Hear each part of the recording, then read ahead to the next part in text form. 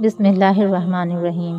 السلام علیکم ورحمۃ اللہ وبرکاتہ۔ رسول اللہ صلی اللہ علیہ وسلم نے فرمایا، ساری امت جنت میں جائے گی سوائے ان کے جنہوں نے انکار کیا۔ صحابہ رضی اللہ تعالی عنہ نے عرض کیا، یا رسول اللہ صلی اللہ علیہ وسلم، انکار کون کرے گا؟ فرمایا، جو میری اطاعت کرے گا وہ جنت میں داخل ہوگا، اور جو میری نافرمانی کرے گا اس نے انکار کیا۔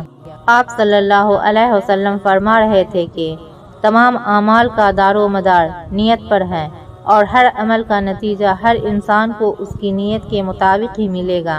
بس جس کی ہجرت دولت دنیا حاصل کرنے کے لیے ہو یا کسی عورت سے شادی کی غرض ہو، بس اس کی ہجرت انہی چیزوں کے لیے ہوگی جن کے حاصل کرنے کی نیت سے اس نے ہجرت کی ہے۔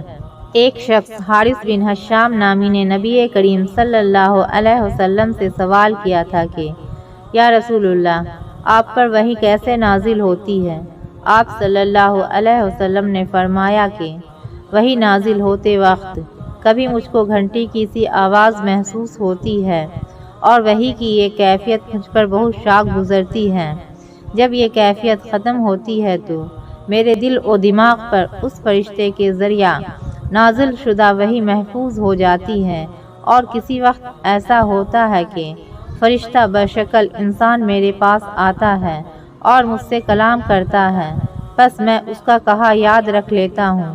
عائشہ رضی اللہ عنہا کا بیان ہے کہ میں نے سخت کڑاکے کی سردی میں نبی کریم صلی اللہ علیہ وسلم کو دیکھا ہے کہ آپ صلی اللہ علیہ وسلم پر وحی نازل ہوئی، اور جب اس کا سلسلہ موقوف ہوا تو آپ صلی اللہ علیہ وسلم کی پیشانی پسینے سے شرابور تھی۔ ابر ہدایت چھایا ہے، ہادی عالم آیا ہے۔